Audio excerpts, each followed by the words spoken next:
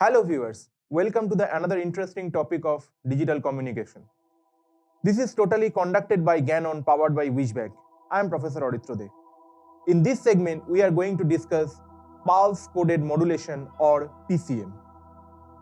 A signal is a pulse coded modulation to convert its analog information into binary sequence. That is, ones and zeros.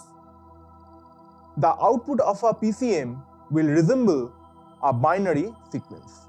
Now let us discuss the different segments of the pulse coded modulation. First, we are going to discuss the transmitter of the pulse coded modulation. The transmitter section consists of sampling, quantizing, and encoding, which are performed in the analog to the digital conversion section. The low-pass filter prior to the sampling prevent aliasing of the message signal. The aliasing effect is already discussed in our earlier lecture. Now let us discuss each of the block in detail. First we are going to discuss the sampling. Sample. What is a sample? Sample is defined to divide the signal in different time interval like 0, 1, 2, 3. In this case we are taking the up to 13 symbols. The sample at the time 2 is the second sample, and the sample at the time 7 is the seventh sample. The duration among the two samples is known as sampling interval. It is generally denoted by capital T suffix S. And what is the frequency? Frequency is capital F suffix S. What is the relation between Fs and Ts? Simple. Fs is equal to 1 by Ts. This is about sampling. Now let us discuss quantizing. Now in the figure, at the time t equal to 1, the amplitude 7, the correspond is converted to a digital format. What is the digital format of the 7? It is 1, 1, 1. And it is a sampling after the 7 to the digital format 111. Now the amplitude at the time capital T equal to 2 is equal to 6. Hence, the corresponding digital signal will be 110 and it will be going on so on and so forth. Now let us discuss the encoding formats. The encoding formats are, first we are going to discuss non-return to 0 unipolar. Then we will discuss non-return to 0 bipolar. After that we will discuss return 0 unipolar, then return 0 bipolar, and lastly we are going to discuss Manchester coding. Let us discuss them briefly. First we are going to discuss non-return to 0 unipolar. It is unipolar line coding scheme in which positive voltage defines bit 1 and the 0 voltage defines bit 0. Signal does not return to 0 at the middle of the bit. Thus, it is called non-return to 0.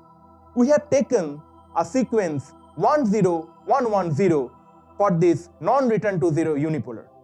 Next, we are going to discuss non-return to 0 bipolar. It is a bipolar line coding scheme in which positive voltage defines bit 1 and the negative voltage defines bit 0. Signal does not return to 0 at the middle of the bit. Thus, it is called non-return to 0. In this case, we have taken the data 110, 110, 000, 100. Next, we are going to discuss unipolar return 0. It is unipolar line coding scheme in which positive voltage defines bit 1 within half region and it is then returned to 0. And the 0 voltage defines bit 0.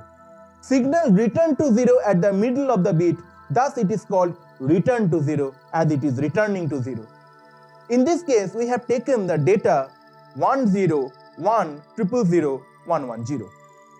Next, we are going to discuss bipolar return 0.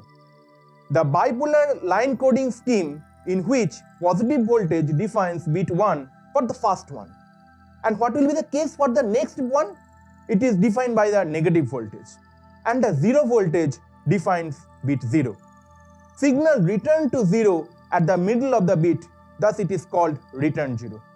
In this case, we have taken a data 110, 1100, 100.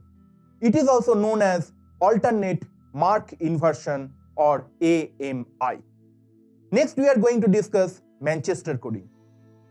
There are two opposite conventions for the representation of the data. The first of this was published by G.E. Thomas in the year 1949 and is followed by numerous authors like Andy Tannenbaum. It specifies that for a 0 bit, the signal level will be low to high, with a low level in the first half of the bit period and a high level in the second half. For a bit 1, the signal level will be high to low. That means for the first half it is high, then it is low. This is also known as Manchester 2 or biphase L code.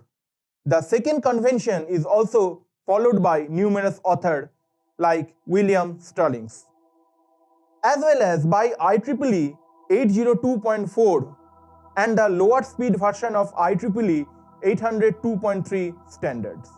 It states that logic 0 represented by high-low signal sequence and a logic 1 is represented by low-high signal sequence. So what we have discussed in today's lecture? We have discussed pulse-coded modulation signal, then we have discussed pulse-coded modulation transmitter, then we have discussed sampling, quantizing, and lastly encoding. That's all for this segment. Stay safe, stay healthy, stay tuned to Canon. Thank you students. Bye.